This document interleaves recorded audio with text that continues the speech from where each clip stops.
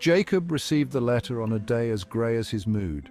A distant relative, long forgotten, had passed, leaving him a sprawling mansion, an inheritance, a burden. The mansion, nestled deep within the woods, seemed to emanate an unsettling silence from the photographs. It stood alone, a monolith of secrets, shrouded in mist and shadowed by ancient trees. Despite the unsettling aura, a flicker of curiosity sparked within Jacob. He packed his meager belongings, driven by a strange compulsion to confront the mystery that awaited him. The drive to the mansion was long and arduous. The road, barely more than a dirt track, wound its way through dense, oppressive woods. The trees, ancient and gnarled, seemed to reach out towards the car, their branches heavy with some unseen weight. As the sun began to set, casting long, eerie shadows, Jacob finally reached his destination. The mansion loomed before him, more imposing than he could have imagined. Its windows, dark and hollow, stared back at him like the eyes of a predator. Nightfall brought with it a silence so profound it was deafening. The air hung heavy with unspoken words and forgotten memories. Jacob, alone in the cavernous house, felt a shiver run down his spine. He wandered through the rooms, each one filled with the ghostly remnants of a life lived long ago. Dust-covered furniture, faded portraits on the walls, the scent of decay clinging to the air. It was as though time itself had stopped within these walls. As Jacob lay in the darkness of his room, the silence began to press in on him. He could hear the beating of his own heart, the rush of blood in his ears, and then he heard it, a whisper, faint and indistinct, carried on the edge of silence. He sat up in bed, straining to hear. The whisper came again, closer this time, a sibilant murmur that seemed to slither around the edges of his consciousness.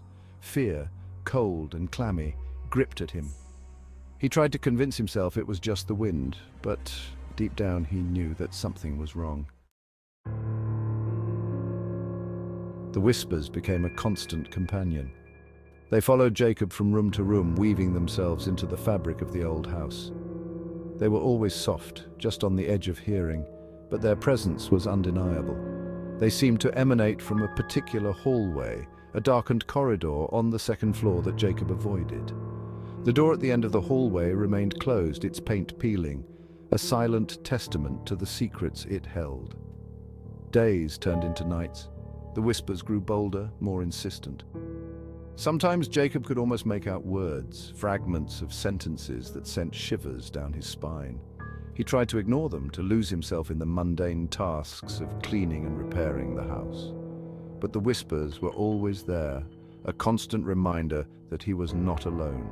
The mansion held its secrets close, but it seemed determined to share them with him, one chilling whisper at a time. Section 4. A glimmer of curiosity. Jacob's intrigue grows. Despite his fear, Jacob felt a growing sense of curiosity. Who were these whispers? What did they want? The closed door at the end of the hallway beckoned him, a silent dare. He found himself drawn to it, compelled by an unseen force. He knew that behind that door lay the source of the whispers, the answer to the mystery that haunted the mansion. One day Jacob stood before the door, his hand hovering over the tarnished doorknob. He hesitated, fear warring with curiosity. The whispers seemed to intensify, urging him forward. He took a deep breath and gripped the doorknob. It was cold to the touch, as though the metal itself was imbued with the chill of the mansion. He turned the knob slowly, the sound of metal scraping against metal echoing through the silent house. Section 5. The Whispering Room. A decision is made. The door creaked open, revealing a room shrouded in darkness. The whispers seemed to emanate from the very walls themselves, swirling around Jacob like a vortex of unseen energy. He stepped inside, his heart pounding in his chest. The air was heavy with the scent of decay and something else, something ancient and unknowable. He fumbled for a light switch, but found none. The only light came from the hallway, casting long, eerie shadows across the dusty floor. As his eyes adjusted to the dimness, he began to make out the shapes of furniture, draped in white sheets like ghostly apparitions. The whispers grew louder, swirling around him, whispering secrets he couldn't understand. He took a step forward, then another, drawn deeper into the room by an invisible force. Section 6. The storm breaks. Nature mirrors the turmoil within. Outside, a storm began to brew, the wind howling like a banshee through the trees. Rain lashed against the windows, mirroring the turmoil in Jacob's heart.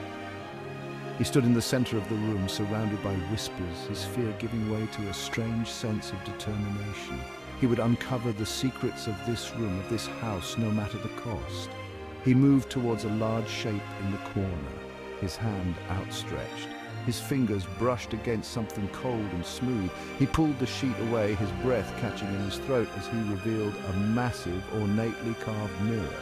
Its surface was clouded with age, but as he stared into its depths, he could have sworn he saw a figure standing behind him. A figure with eyes that glowed with an unnatural light.